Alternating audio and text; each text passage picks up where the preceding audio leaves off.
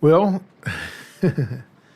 we made it to episode number 5 for the SnakesAreUsTV podcast. My name is Jason Clark, and started not to even do this one tonight because I don't know if you can hear. I don't know if this mic is picking it up, but there's a door right over my shoulder, and if I open that door right now, she's out there making all kinds of noise. And I don't know if you can hear it, but I was like, maybe it's too noisy. She's being too loud, the podcast. And she will not be quiet. Her name is Helene, Hurricane Helene to be exact. And she is upon us right now. So I'm in central Georgia. I am not on the coast of Florida, thank the Lord, at the moment. And God bless the people that are there, that are in the path of that. As we speak right now, it is making its way across Florida, and the rain is up here. We don't have a lot of wind right here yet, but it's did you just hear that? Okay, so I went back and I listened to some of my podcasts, and several times I have sucked my teeth. I don't know why I do that. It annoys me. So if it annoys you, we're in the same boat, okay? It annoys me as bad as it annoys you. I'm trying not to do it, and I know I do it. And so I'm trying to recognize that I do it, so I won't do it. Anyway, hopefully you don't notice it as bad as I notice. Anyway, so tonight we're going to talk about laws involving reptiles. I thought this would be a really good subject to cover. But now on episode 4, I said in episode 4 that, don't get used to me bringing animals on the podcast because, some people don't watch this live on YouTube. Some people listen to it, Spotify and, Apple, Play Music or wherever they listen to podcasts. And so not everybody is seeing what's happening as I'm doing this. So I don't intend on bringing animals on here a lot. But like I said last week, unless I have something that's just adorable that I just have to show you. And that's what I had last week. Last week we had, for episode 4, was a dwarf caiman that somebody had illegally. And I was like, you can't get anything cuter than that. But you can, okay? And I brought something tonight. I'm like, oh, man, 2 episodes in a row, something really, really cute. And I've got more than one animal tonight. I don't know if I'm going to show them all because one of them can definitely kill me. But this first one right here cannot kill me. One day it will be able to kill me. But right now it is too small to do that. So let me get this thing out. And I just want to show it to you. And if you're listening and not watching, I apologize. But I have to show this. It is too cute. This was just dropped off. Hatchling American alligators. Look at this. That is absolutely adorable. I've got 2 of them in my hands. Now, I don't just have 2 of these. I have more than 2 of these that were dropped off just a few days ago. How many do I have? I have 21 of these. 21 hatchling American alligators dropped off. And they are adorable. I understand why people would want these little guys as pets. They're so cute. Someone, I don't know, got these illegally out of an alligator's nest and got caught with them. You can't have these. You can't be raiding alligator's nest. And so the gators, it was an option to euthanize them or to turn them over to us and see if we can find homes for them. I'm not going to keep 21 gators. I'm going to keep a few of them because we are going to raise some new gators and use these for programs. Several of them already have homes to go to, so it's going pretty good with finding all these guys homes. But 21 American alligators have come in, and they are eating quite well. They are these things are so cute. I mean, this is a hatchling. Look at that little thing. That is a hatchling. And I fed them their first meal just a couple days ago. And I videoed it, and it's going to be a pretty good YouTube video. We're going to put that video out and tell you all about juvenile American alligators, and you get to see these guys actually eat their first meal. They are absolutely adorable, and I'm going to put them back in their box. I had to show these, like I said, because they are so, so cute. At this stage, they don't even try to bite. And if they did, it really wouldn't hurt that bad. Their teeth are pretty sharp when they're small because they don't have as much jaw pressure. Their teeth are not sharp when they're older because they do have a lot of jaw pressure, basically. But a bite from these guys would not really hurt. But they, not one of these things have even attempted to bite. But that will change as they grow. It will change very quick. I do have one more animal to show you, and I may show it to you, but we're not going to do it yet because we're going to talk about this animal with what the podcast is about tonight. Let me put these gators up. All right, fellas. Thank you. All right, so I thought it would be good to talk about laws in reference to reptiles. This is a question I get all the time. People call me, people email me, people see me at shows and say, hey, can you explain this to me? And I have to admit, it can actually be quite confusing to understand the laws that goes with reptiles. And mainly that's because laws are usually set state by state. So the law in Georgia does not match the law in Florida, which doesn't match Alabama, which doesn't match South Carolina or North Carolina or Tennessee or Mississippi, Missouri, Louisiana. Pick your state, okay? Pretty much, they're all different. Some of them are similar. They may have some similarities, but they're all very different. What that means is a snake that I have as a pet in Georgia, you may not be able to have as a pet where you live. And something you have where you live, we may not be able to have here. And it's very confusing. So let me see if I can confuse you a lot with explaining this, because the way I explain this is going to sound crazy, okay? But just listen. So I live in Georgia.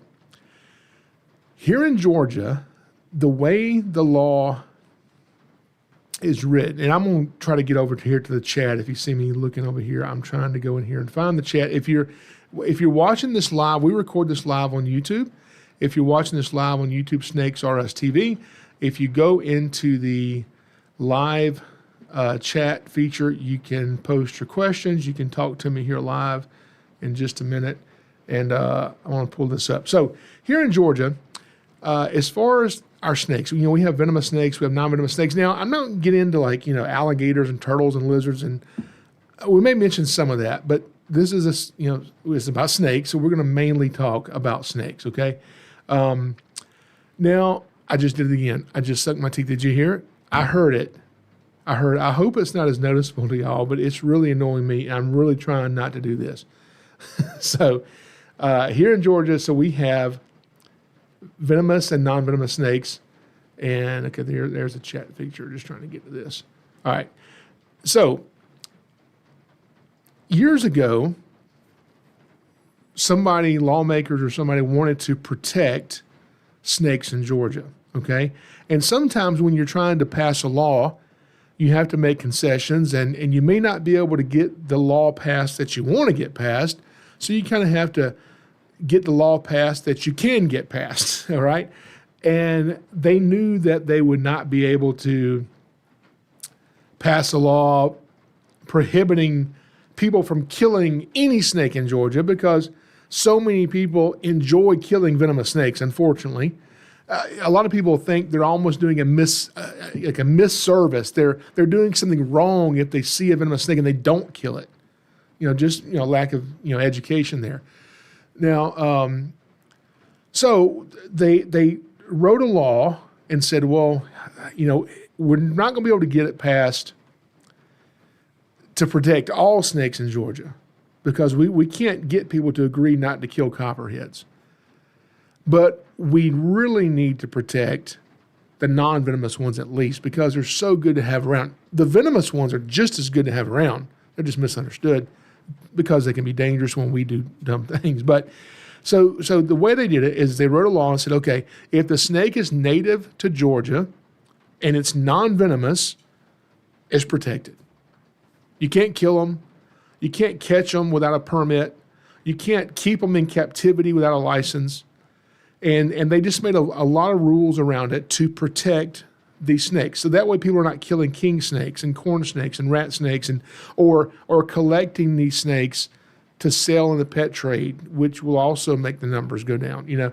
So that's kind of what their hope was, and they got the law passed. And so as of today, you cannot own native non-venomous snakes that live in Georgia. You cannot kill them. As a matter of fact, there's a law, and I'm going to read this to you, tell you what it says. And this is where I read it. So here in Georgia, the Georgia Department of Natural Resources put together this really awesome brochure called Venomous Snakes of Georgia. It doesn't just have Georgia's venomous snakes. It actually has all of Georgia's snakes, even the non-venomous snakes that live here.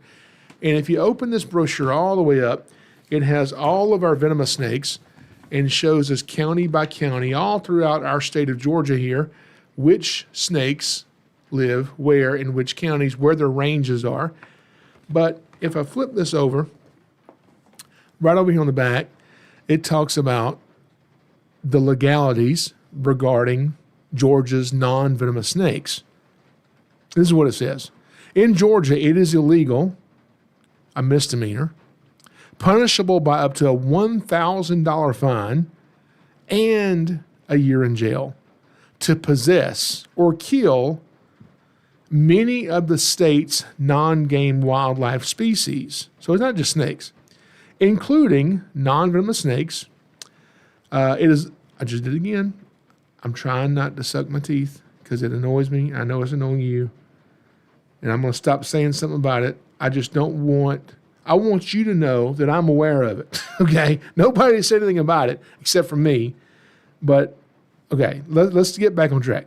It is also illegal to disturb or destroy the dens, holes, or homes of wildlife. You can't use explosives. You can't use chemicals or other devices to drive wildlife, including venomous snakes, from their homes. Now, Official Code of Georgia, OCGA 27-1-28, is what talks about killing killing non-venomous snakes native to Georgia.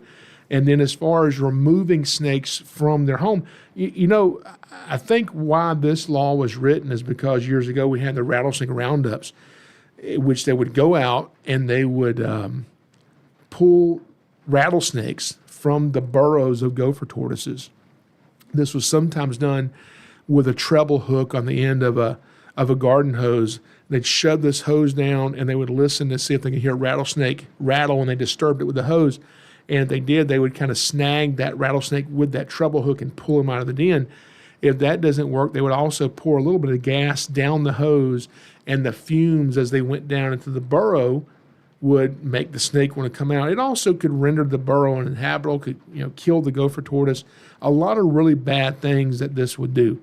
And so this kind of makes it illegal to be able to pull an eastern diamondback rattlesnake from a gopher tortoise burrow. But it also protects, venomous snakes from having their homes destroyed intentionally, to kill the snakes or whatever. So Georgia snakes do have some protections. I wish that you couldn't go and kill copperheads and all these things, because people just do that. They just don't understand why they should not be killing these snakes. So that's one thing. So with those laws in place, how do I go about owning the snakes that I have? Well, there are several laws that require us to have permits, and there's several different permits we have to get. And the state of Georgia has a what's called a special permit unit, and some wonderful people run it. They work very hard, and they really know their stuff. They do a really good job here in Georgia with the permit system. I think they have it down to a science pretty well. And one license is for possessing native wildlife. Okay, so in Georgia, they classify animals as two ways. It's either considered wildlife or a wild animal. Okay, so in Georgia, wild animals are not considered wildlife. Wildlife is not a wild animal. What I mean by that is wildlife, when we say wildlife, that means it's native to Georgia, When we say wild animal, we know we're talking about animals that are not native to Georgia. So, something from, Texas that doesn't live in Georgia, okay? Or Africa that doesn't live in Georgia. Those would be wild animals. So one license that I have allows me to possess native wildlife. So that would allow me to have eastern king snakes and corn snakes, American alligators like you just saw, all right? And with that permit, I can't just go out and get any animal I want. I have to get pre-approval from the state, and each animal has to come from a legal source. So I can't just go out in my yard now that I have the permit and pick up an eastern king snake, say, well, I got a permit for it. Here's my eastern king snake. I'm going to go teach kids with him. You can't do that. So it has to come from a legal place. And those places can be a snake that's non-releasable. Maybe someone's got one illegal. The state takes it and they can't relocate it, so it can go to an educator. A lot of different ways that you can get one of those snakes if you have a license. Then another license is, so that's for wildlife. Another license is for wild animals, animals that are not native to Georgia. And there's a lot more restrictions on that. It's a lot harder to get that license. And that will allow you to have, pending approval. You can't just get the wild animal license, get whatever animal you want. You have to get the license and then get approved for each species of animal that's added to it, okay? But that would include cobras, elephants, okay? Yeah, elephants. That includes animals that do not naturally live in Georgia. So last week on episode 4, I showed you a caiman. So I possess that caiman with my license that allows me to have wild animals. I possess the alligators with a different license that allows me to have wildlife. Now, with those licenses, there are restrictions, okay? And you see why this is so confusing. So when I have my license to have wildlife, which is animals native to Georgia, that license permits me to use them for education only. And I have to write an educational plan. Here's the animal I want. Here's what I'm going to teach and tell the public about this animal. Here's my lesson plan, basically. And once that's approved, then I can have the animal. And that's all I can use it for, is just education purposes at these events that I do, okay? That's it. Now, the film industry came to Georgia because they offered all these tax incentives. And so all these major movies and TV shows and commercials and everything you can imagine was filming right here. And there's, film studios being built here and there. And it's just insane. Everywhere you go, you're driving by, you're in your hometown. Oh, they're filming over here today. They're filming a movie in my hometown. So with that came the need for animals to be in film, because, you watch a movie and you don't even think about it. You see a dog walk by in the background. Well, somebody brought that dog and had to get paid to bring that dog to be in that movie, even no matter how small this little scene is. And so if they want an animal in it that is native to Georgia to just appear in a movie, well, that's not considered educational. So you can't do it.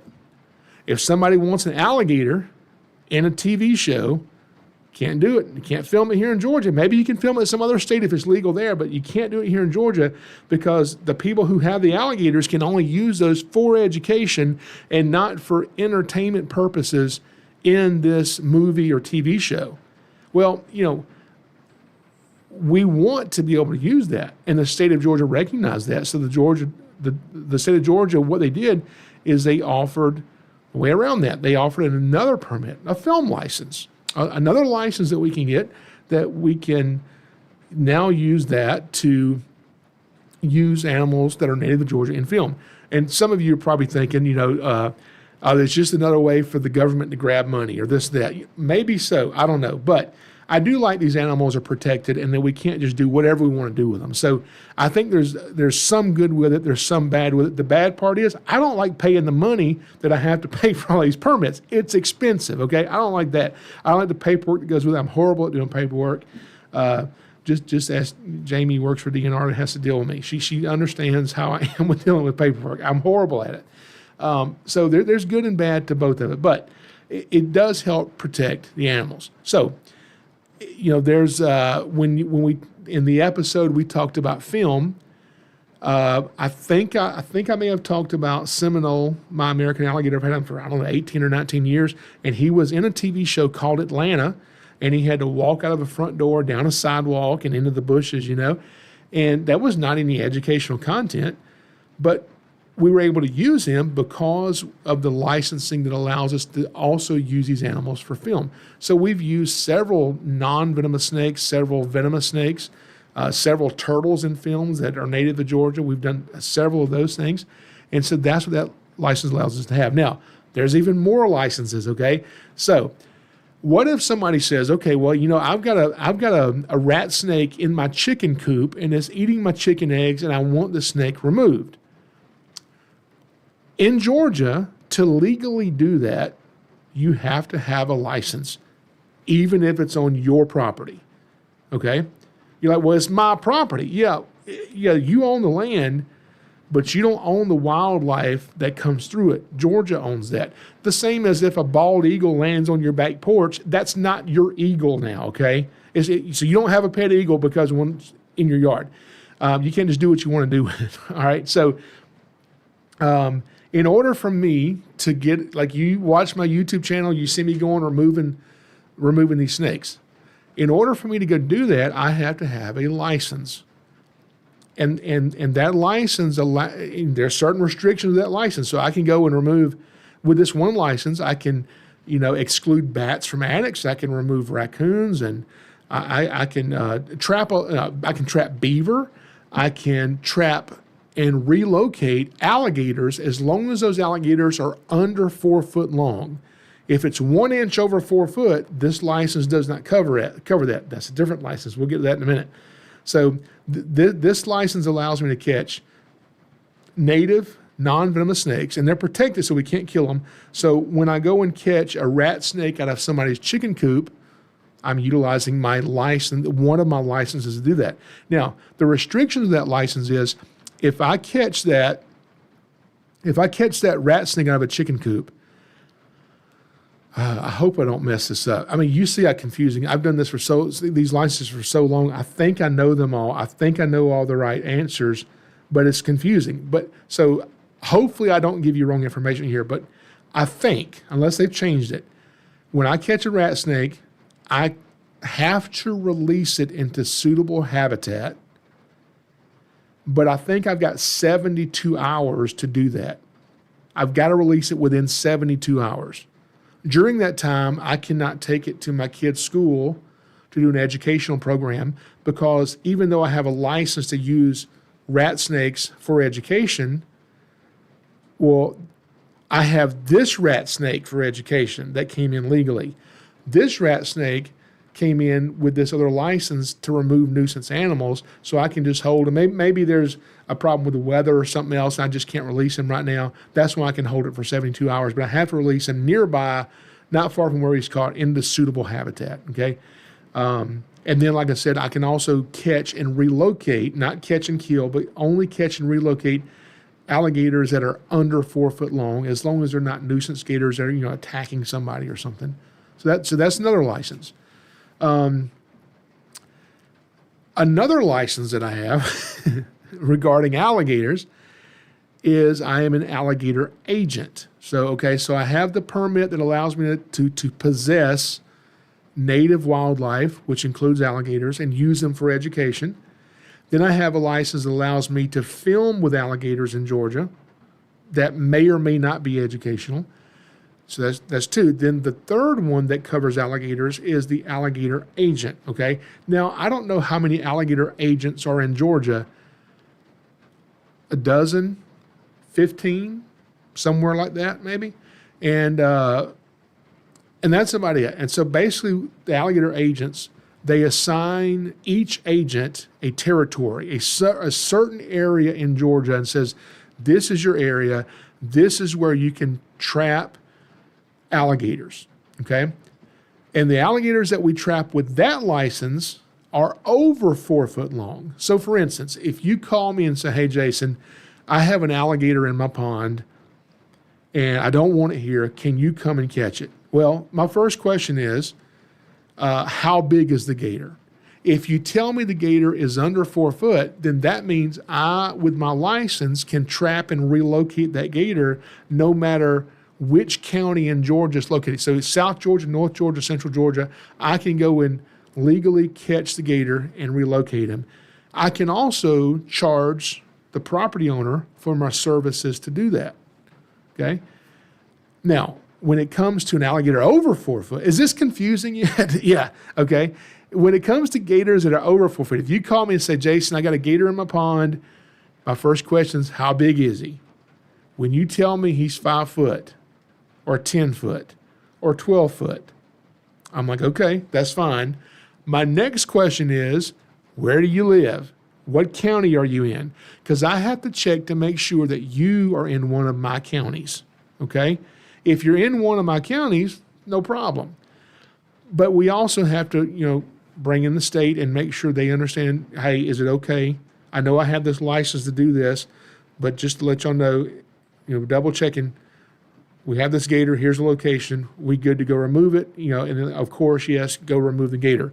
So when I go out to remove this gator that's over 4 foot, because it's a different license, it's a contract with the state, we don't charge for it. There's no fee for this to the property owner, and we can't charge them. So I don't make any money removing those gators. The only way I can make money removing this gator is if I kill the gator and I maybe sell the meat, sell the hide, okay? I don't kill alligators. I love alligators. Now, with that said, this is a reptile rescue, but also understand I'm not opposed to someone legally killing an alligator and eating it, all right? As long as it's done legally, you have a license. I'm not opposed to that. I don't go do it, but I'm not going to fuss at anybody else for doing it, I don't have a problem with that. So I can go and catch the gator. Now, when I get there to catch this big 5 foot, 10 foot alligator, whatever it is, I have to make a determination, is this gator showing any type of behavior that would make me believe that it may attack somebody, okay? And I can judge that by the gator, his behavior, and how he responds to me when I see him and when he sees me. If the gator is going away, if he's really scared and he's skittish of people, he's probably okay to relocate. If the gator sees me, he swims closer and closer because he thinks I'm going to feed him because somebody's been feeding him. Probably not a gator we can relocate. In that case, because somebody decided to feed this alligator, now it has to be euthanized. That's why it's illegal to feed alligators that are out there, because you're giving them a death sentence. They lose their fear of people, they approach people, and then you end up having an alligator attack. So most of the time, I can catch the gator and relocate him. And, like I said, because we can't charge for that, because I'm not killing him, because we're not selling the hide of the skin of the gator, we don't get any revenue for that, but that's fine. I enjoy catching the gator and getting him back somewhere that's safe, and I enjoy doing that. So that's another license. Then there's another license. Another one is called a scientific collecting permit, which allows scientists for specific reasons in specific areas of the state, specific times of the year, to collect specific species and for scientific research and different things that they may be approved for. And I have that license, which allows me to do certain things with native non-venomous snakes that are not threatened or endangered species. So a lot of licenses that we have that allow us to do a lot of different stuff with some of these animals, okay? Now, that brings me to the other animal that I brought with me to show you. I don't know how this is going to go, okay? I think I've got 2 hooks in here. This is a venomous snake. I'm going to bring out a venomous snake. And this is not a venomous snake that's native to Georgia. This is one that's not from here. So if it's not native to Georgia, what would it be called? Wildlife or a wild animal? Which one? Yep. Okay. So this is going to be a wild animal. This is not wildlife. Let me grab my other hook, and just in case I need 2 hooks. Now this is a snake. It is a venomous snake. It is pretty small because I don't have a whole lot of room here to work with this thing. I'm just going to sit him. Actually, I'm probably going to hook him here and kind of just hold him up in front of the camera so you can see him for just a minute. I'm not going to keep this thing out long because he's not going to like being hooked, and I'm not going to keep this thing out long. I just want to show this to you just because it's a cool snake. Okay. He's right here. Let me get him out of the box. And this box is soaking wet because I had to walk through the rain of the hurricane to get over here. So this little snake is a snake. So before I get him out, I was trying so hard to get a video edited to air tonight on YouTube before this podcast aired, because I wanted you guys to watch this video first. But I will be able to finish this video tonight, and so tomorrow I will have this video up on YouTube. I don't know what it's going to be called yet, but it does involve several venomous snakes and several exotic venomous snakes where someone was bitten by a cobra, bitten by a cobra, and we had to get the cobra plus several more. But let me get this little fella up. He does not like sitting on the hook. It's okay, buddy. So this, if you can see him, is, let me get my other hook over here. Hang on one second. Let me reposition this guy because I don't want to get too close to him. That hook there is a little small. And if you're not watching this podcast, if you're listening to it, I apologize, but I have to show this. This is the gaboon viper. That right there, and this is actually a West African gaboon viper. Someone had this snake illegally as a pet, and because this is considered wildlife. Now, some wildlife you can own without a license. Some wildlife, no, I'm sorry. Hang on one second. I'm getting my terms confused. It's confusing. So wildlife is native to Georgia. Wild animals are not. They are exotic and do not live here naturally. So this gaboon viper is considered to be a wild animal, okay? Now, somebody had this wild animal, this West African gaboon viper, as a pet. That's illegal. There are some animals considered to be wild animals, not native to Georgia, that you can legally have as a pet and not have a license. For instance, what would one of those be? A red-tailed boa constrictor, a ball python. A ball python is considered a wild animal, and they're not native to Georgia, but there's no license required for you to have it. An anaconda is a wild animal, and you can own that here in Georgia. So there's lots of reptiles you can own that are considered to be wild animals that don't require a license. But this gaboon viper definitely requires a license. Let me move my mic back just a little bit so I'm not leaning in to talk in the mic while I'm holding a gaboon right here. Now, this is a small gaboon. This is a young gaboon viper. And it's, like all gaboon vipers, it is very pretty. It is a very chunky little snake. And it is a very deadly little snake. If you don't know much about gaboon vipers, these snakes are known to have the largest fangs of any snake in the world. As an adult, this snake may have fangs that reach up to about 2 inches in length, and they have massive venom glands, and they can inject an enormous amount of venom. Not a snake you want to get bit by. They have a very impressive strike range. Fortunately, they're pretty laid-back snakes, and don't act too crazy, thankfully. But I'm not going to keep him on this hook long. This is not very comfortable for this snake. So we're going to get ready to put him up here in just a second. But I just want to show you this gaboon viper and give you an example of an animal that is considered to be a wild animal that you cannot legally have in Georgia without a license, okay? That would be this fella. Now, the video that I'm going to be putting out tomorrow in regards to the person bitten by the cobra, this gaboon viper will appear in that video. So I just thought that was pretty cool. I wanted so bad to have that out for you guys before this podcast came out, but Hurricane Helene had other plans for me. we had to have our other animals taken care of and other things taken care of around here first. So we're going to put our little gaboon up. Back in the box here, we're going to go to our comments, see what anybody's commenting on there. This guy is so cool. Come on over here, fellas. Stay on the hook for me and nicely go back into your box. Thank you very much for not trying to kill me. All right, great. Now let me lock this up just so he can't push the lid open.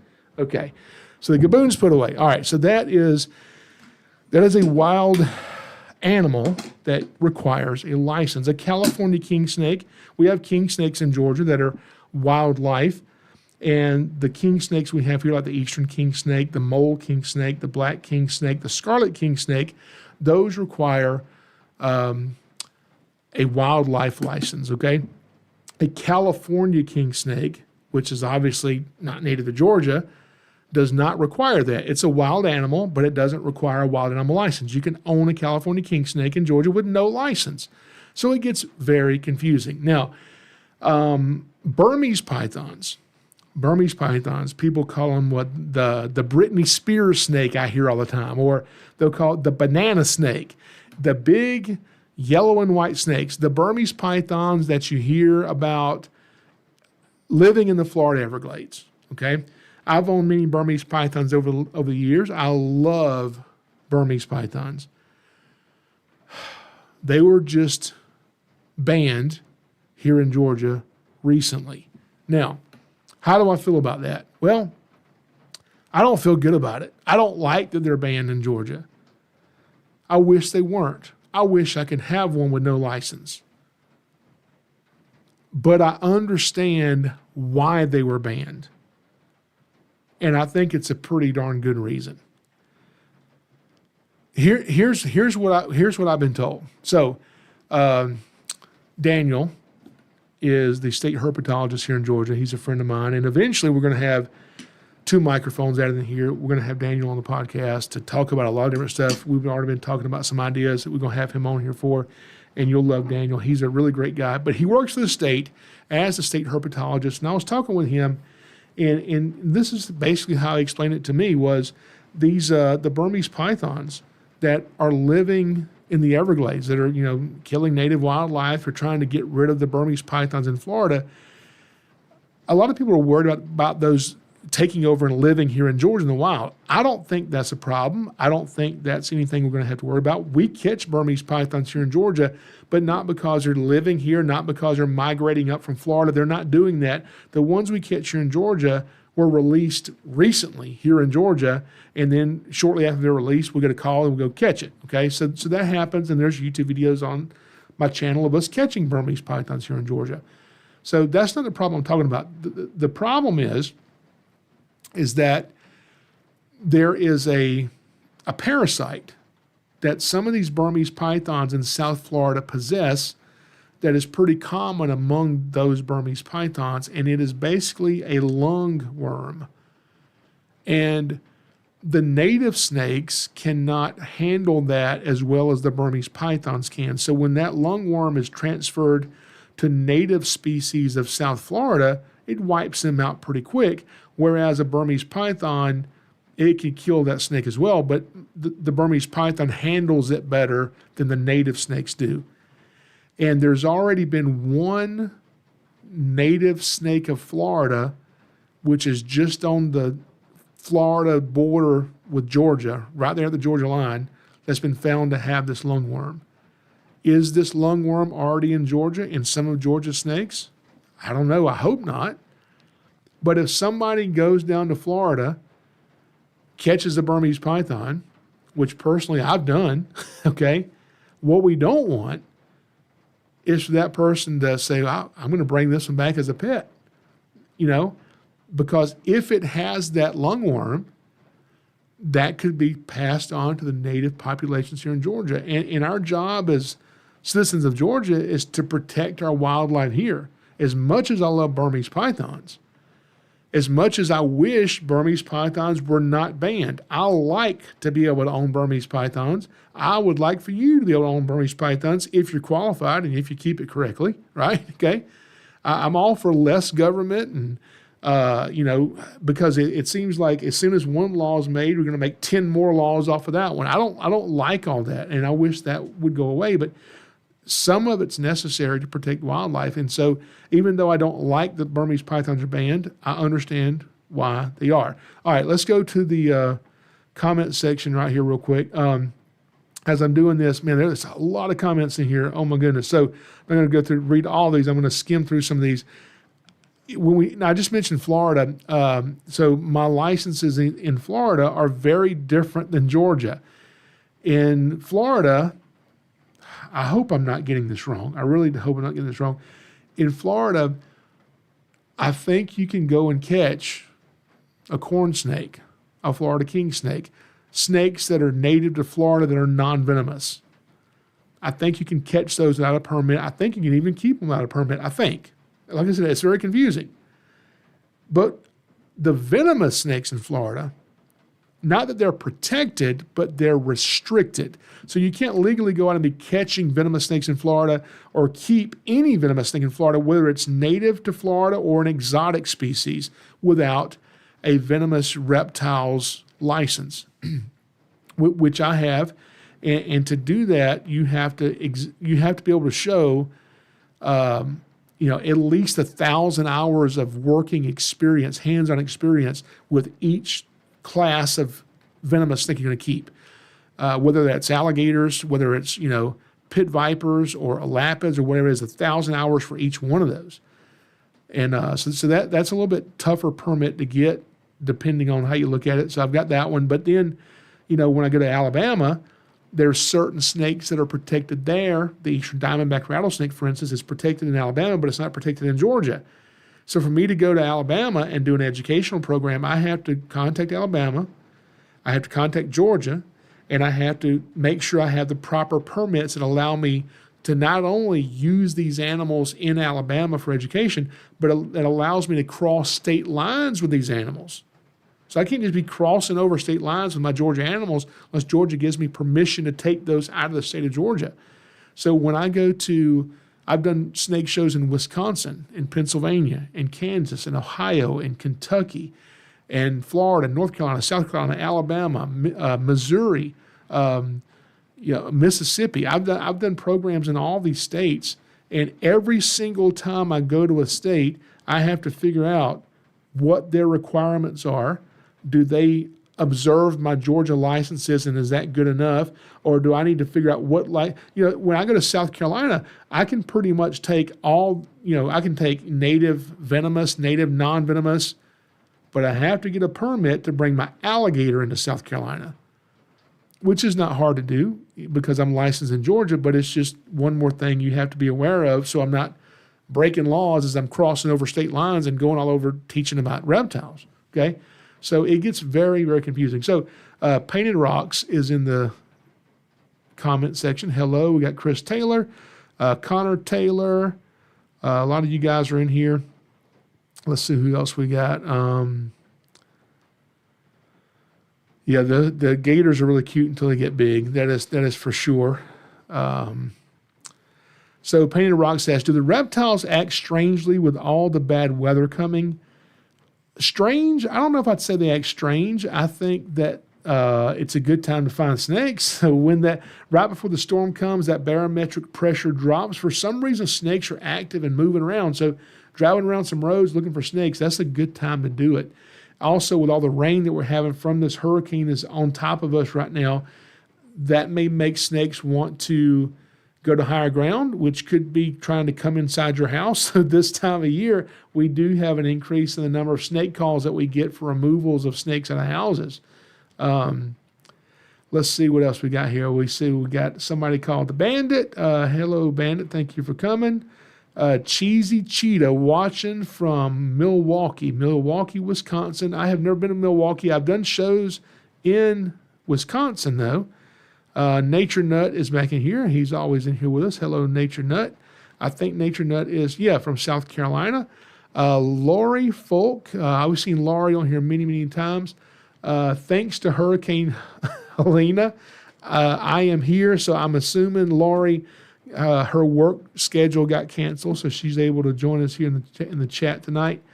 on our podcast. Austin Massey, Living with Cable, that is my friend Chris. And he says, dang, I'm late. Yes, Chris, do better. Next time, do not be late at my podcast again. Hello, Greg, Greg's Turtle Haven. If you're not familiar with Greg's Turtle Haven, go to YouTube to Greg's Turtle Haven. It is an awesome YouTube channel, especially if you're into turtles. If you're not into turtles, go watch it and get into turtles.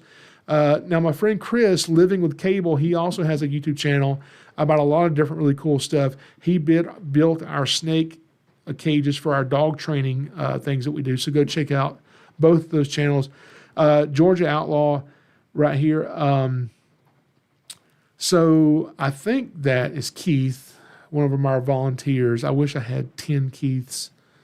Man, there's a lot of people in the chat. So if anybody has any questions about laws, I'll try to see if I can answer them. So the video I'm going to be putting out, I either have it out tonight. I'll put it out tomorrow after this podcast come out. We'll put it out tomorrow. Now, in the video, a couple of things I do want to mention when you watch this. I don't know what it's going to be called.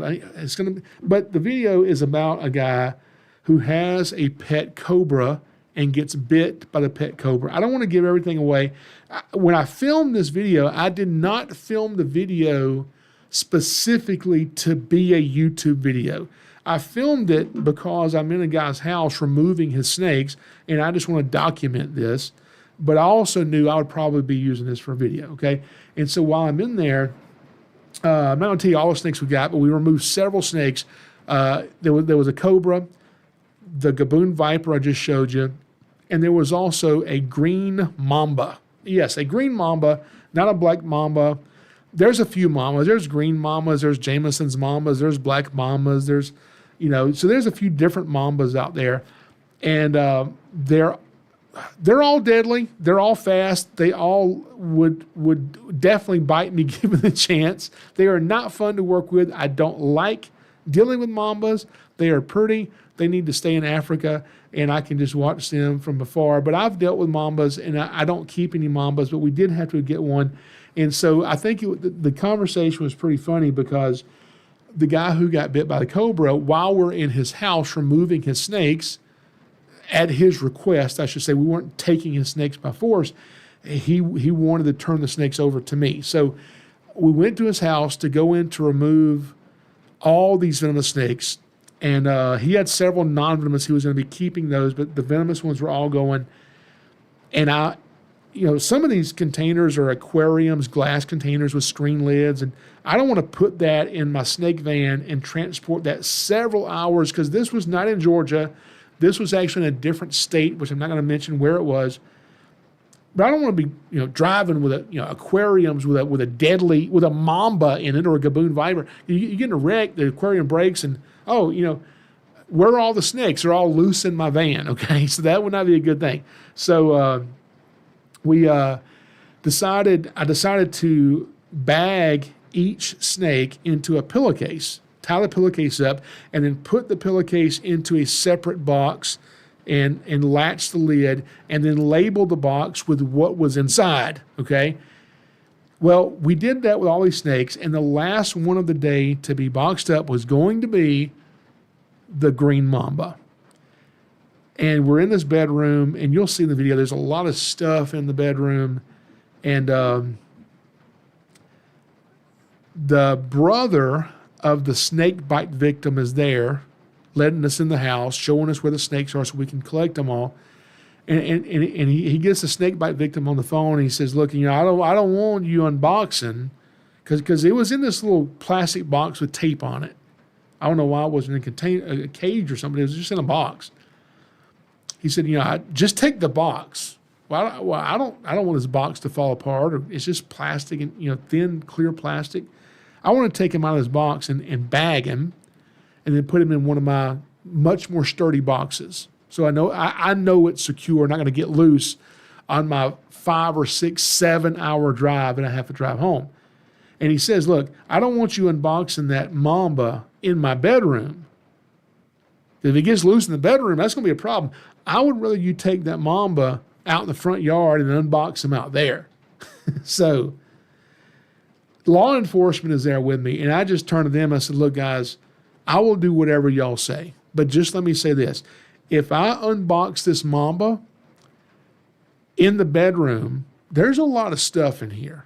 And if he gets loose, he's going to be hard to find, but I can probably find him, okay? I said, if we go out in the front yard and I'm unboxing him and he gets loose in the front yard, well, mambas are fast. So we can just tell the news media when they show up, he went that way. Which one do y'all want to do? And they very quickly said, do it in the house. So we actually moved from the bedroom to the living room where there's a little bit more floor space. So I had more room to work to get the mamba out of the container and get him into the pillowcase tied up into our box. So we'll show you that tomorrow. It actually went pretty well. But I just thought that was that little conversation there was kind of funny. So Nature Nut says, sounds like a lot of licensing. Yes, it is a lot of licensing. And it is not fun to keep up with. You don't want to forget to get a license and go somewhere, then you have your animal confiscated. You know, there was one time I went to Pennsylvania to do an event for the NRA in Pennsylvania. And while I was there, I got permission from Pennsylvania to be there to bring my animals in. And I was there for like 10 or 11 days. While I was there, the state of Pennsylvania contacted me and said, hey, can we put you in contact with the U.S. Fish and Wildlife Service while you're here in Pennsylvania about some other snakes? I'm like, yeah, sure. I mean, I'm just there doing, talks. I'm speaking, doing public speaking about snakes. So they had this agent call me and say, hey, listen, we're here in Pennsylvania too, and we just went to a guy's house and we confiscated 2 copperheads. And here in Pennsylvania, he cannot own these copperheads. This is illegal for him, so we've seized these for some reason. And you're here, you're going to be going back to Georgia. How about we just bring these to you, and you can keep them with you while you're here in Pennsylvania, and then when you go to Georgia, take them with you. So, sometimes that happens. I don't know. I don't really understand the laws in Pennsylvania. I don't live there. I don't know what all those laws are and how it works. I just know when I go there, how I get my permit, what I have to do to make sure that I'm doing what I'm supposed to do to be legal there. So we got Dennis Buckley says, hi guys, I'm Dennis from Central Wisconsin. Isn't that how you say Wisconsin? When I went to Wisconsin, these people up there thought I didn't know how to talk, okay? And nobody up there knew how to pronounce anything right, okay? So if you want to know how to pronounce things, listen to this podcast. This is how you talk, all right? But Wisconsin, I really enjoyed it there. I have not seen much of Wisconsin. I did. Oh, look at there, Daniel Sollenberger with his big old eyes. He is in the he's in the chat on YouTube Live. So hello, Daniel. I haven't seen much of Wisconsin. I've only been to Wisconsin Dells, which is a real touristy place, and it was in the wintertime. I did not get to see it when it was beautiful. But one thing I noticed about Wisconsin, which is really cool, is I don't know if all the roads are this way, and I'm sure somebody that knows more about archaeology, geology can answer this question for me. When I was there, the roads that I drove on had a pink tint to them. Down here we got blacktop, got black roads. They had pink roads up there. Now, not just like pink, but as you're driving in the daytime, you can look across the top of this road and it looks pink. And I'm like, why are these roads pink? And then, some of the places here in Georgia where we have drainage issues, they'll take big pieces of granite rock and they'll put it in the drains control the water. Well, up there, they were using these big pink rocks. What kind of rocks? Does anybody know what those rocks are called? So don't know if it was legal, but I took one of those pink rocks and I have it here in Georgia in my flower bed. I just thought it was kind of cool. But the rocks, a lot of the roads up there were pink. They had a pink hue to them in Wisconsin. Pretty cool. Let's see here. Now you've got the bandit asked a question. What's the difference between an eastern diamondback rattlesnake and a western diamondback rattlesnake, other than just the range they're found in? That's a good question, and I will be glad to answer that. Now, the difference in a western diamondback rattlesnake and eastern diamondback rattlesnake, they always say everything's bigger in Texas, right?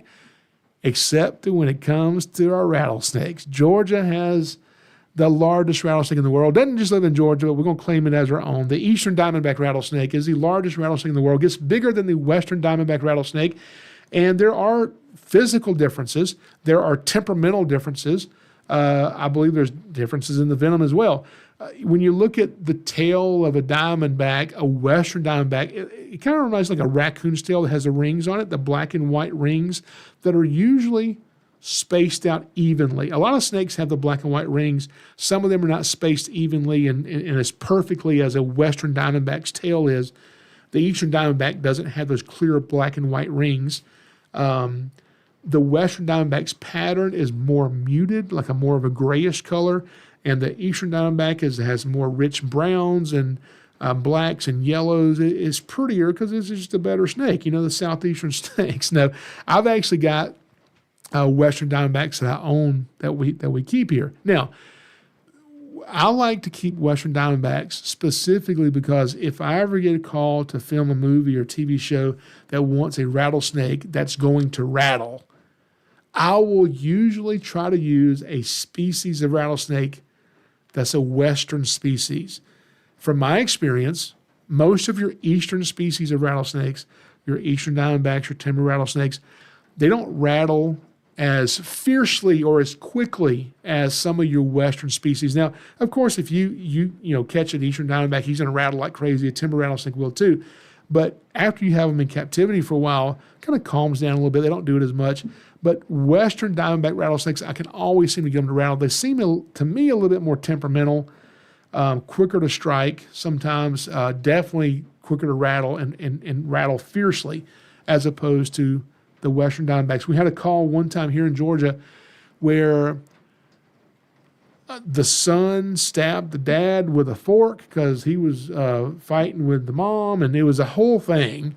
And that brought in law enforcement, which found out, oh, he's got illegal snakes he's not supposed to have. And so he went to jail for, domestic violence or whatever, and they bring me in to get the snakes. And so he had a pair of red diamond rattlesnakes, not red diamondbacks, but red diamond rattlesnakes. I believe they're from Baja, California, the little peninsula down there. Beautiful, beautiful snakes. He also had some albino western diamondbacks. But where he was keeping these snakes was in an old rabbit pen, just with like chicken wire, rabbit wire or something on it. And the pen was just on the ground with no bottom. It was just a wire pen sitting on the ground, and the snakes were just on the ground in this pen in his backyard in a neighborhood here in Georgia. Okay. How many? And it was a few. It was like 3 or 4 rattlesnakes. How many rattlesnakes were in there before that may have gotten out? I don't know. Hopefully none. But I had to go there and get those snakes, and they were definitely western diamondback rattlesnakes, and he was being charged with each one of these snakes. Now, the red diamond rattlesnakes, those look nothing like a snake in Georgia, okay? So he knew he's getting charged with those. But the western diamondbacks are albinos. So you can also get eastern diamondbacks that are albinos. So eastern diamondbacks are native, wildlife. Western diamondbacks are not native, wild animals. That means he gets charged with possession of these albino western diamondbacks. If they had been albino eastern diamondbacks, he would not be charged with it. So what does he do? He goes to his lawyer and says, hey, whoever they got saying that these are western diamondbacks don't know what they're talking about. These are eastern diamondbacks. They just happen to be albino, so you can't charge me with these. So the state comes back to me and says, hey, the guy is saying that you're mistaken. These are western diamondback rattlesnakes. Oh, no, these are easterns. They're not westerns. Which is it? So I had to write this long thing explaining to them the subtle differences in these snakes. And some of it even comes down to the angle of the stripe that's behind the eye as to which angle it goes down, and to differentiate these two snakes. But they were definitely westerns. And so I had to submit that to the state to explain why I call them westerns and not easterns. Let's see here. Austin Massey says, what is your favorite snake? My favorite snake is the Gaboon Viper. That's what everybody says, oh, I love the Gaboon Viper. They're so gorgeous, so pretty. Yes, I know they're pretty, but it is not my favorite snake, okay? I like Gaboons. They are beautiful, but it's not my favorite. My favorite snake in the entire world is the much more beautiful water moccasin, the cottonmouth. It is drab. It is sometimes just black or brown or olive green, or it doesn't have much of a pattern as an adult, and it's my favorite. You know why it's my favorite? Because of all the stories, most of them fake and made up, but all the stories that come along with this snake. So for me, it's the perfect snake to use to teach with, because there's more myths surrounding the cottonmouth, the water moccasin, than probably any other snake in America.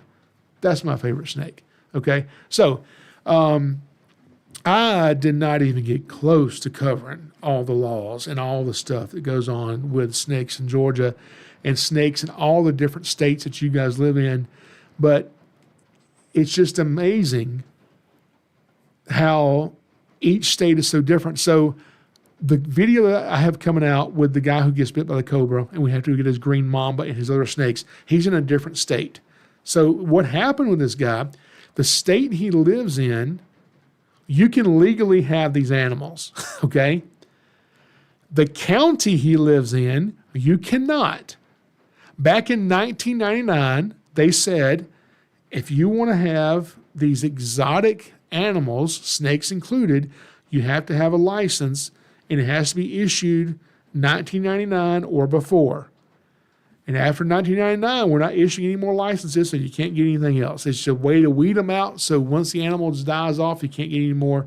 So this guy goes and gets these snakes and has them in his house, and I don't know what happened, but something happened. Somehow the state, or not the state, the county, because the state's okay with him having them, but the county he lived in found out he had them. They go to his house, and they said, you can't have these snakes in this county. It's illegal. So he says, okay, fine. I'll take them out of the county. I'll get rid of them, or either I'll keep them and just keep them in a different location in a different county somewhere else.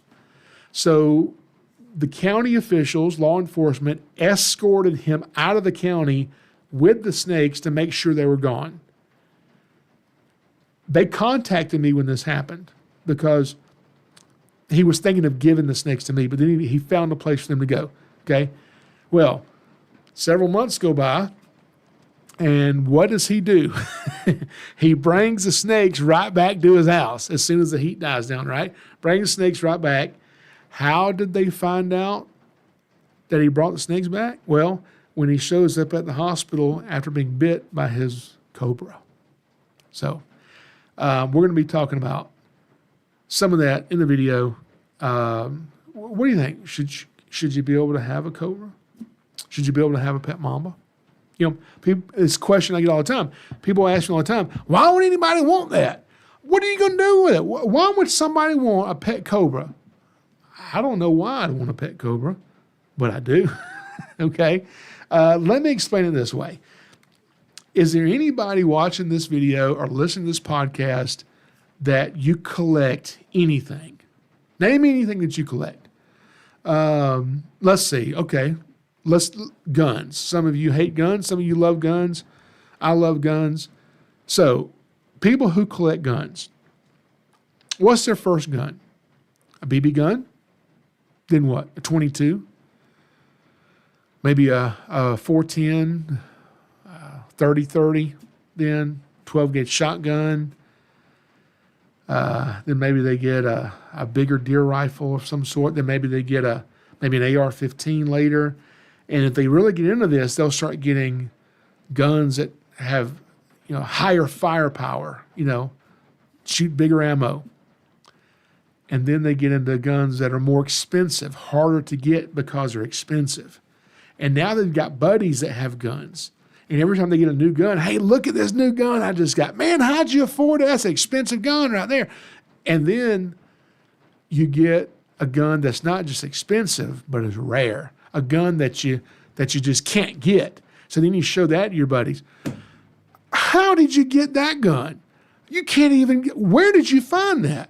I mean, that's impossible to get. And you've got one. How did you do it? Same thing with snakes. You get a common snake, a ball python or a corn snake or king snake, and then you get a bigger snake, a boa constrictor, a reticulated python, maybe an anaconda, and then you get a hot snake, a copperhead, then maybe a rattlesnake, and maybe a cobra. And then you get some expensive snakes. You'll get some really rare snakes, some snakes that even your snake friends have never heard of and don't know how you got it. So you one up your friends, and I'm assuming that's why a lot of people do it. That's probably not why everybody does it, but that's just my guess. So that's what I would think people do this kind of stuff. So anyway, these laws are different state by state, and you just never quite know what your neighbor might have in their house. Okay, so all right, so hopefully I've covered most of this. I'm going to be having that video come out on our YouTube channel, and hopefully tomorrow. I hope you guys check it out and watch it. And I hope the rain has not been too loud. I can hear it in my headset. I can hear the rain. If I can hear it in my headset, I know you guys can probably hear it. Hurricane Helene is upon us, and as we go through the night, it's going to get worse and worse and worse. So all the people who are in the path of Helene, the ones down in Florida, the ones here in Georgia, the ones all the way up to Tennessee. I mean, even Alabama. I think North Carolina is under state of emergency as well. Maybe South Carolina. But everybody who is in the path of this, everybody who's going to be affected by this, we want to keep you in our prayers. And also the first responders that are having to work through this stuff. That doesn't just include,